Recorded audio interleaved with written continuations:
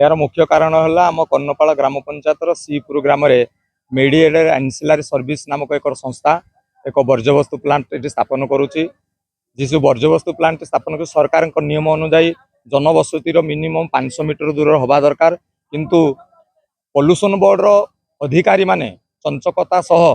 सेठी 200 metre दूर रे गोटे आदिवासी हरिजन बस्ती अच्छी सेठी स्कूल अच्छी पोखरी अच्छी ताकू से अणदेखा करी से गोटे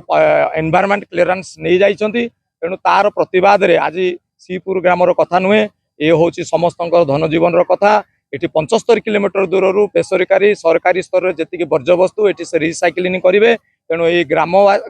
सीपुर ग्राम सहित ए अंचलवासी आम विरोध करुचु आईपाई आज आम एठारे आपण मान सामने NH 149 एवं स्टेट हाईवे ग्रामवासी अंचल बसी कारण एठी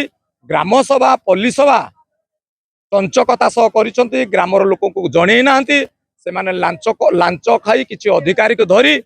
से परमिशन कर तेणु आम आज प्रशासन को मासे काल समय देलु प्रशासन कौन आम कथा शुणिले ना तेणु माटी हूँ पवित्र प्रधान माटी माटी हूँ विप्लवर माटी तेणु आम गणतंत्र को अहिंसा नीति को गांधीजी नीति रे आज आम प्रथमे 12 घंटिया बंद पालन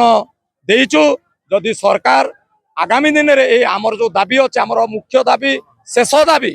जे ये वर्ज्यवस्तु प्लांट को एटारे पूरा संपूर्ण रूप बंद करा जाऊ जदि आगामी दिन में प्रशासन या टालुटुणी नीति अवलम्बन करें राजरास्ता राजधान पर्यंत लड़े करूँ एवं आगामी दिन में द्वितीय कलिंग नगर सृष्टि जदि हम से पुलिस प्रशासन जिला प्रशासन दायी रहे।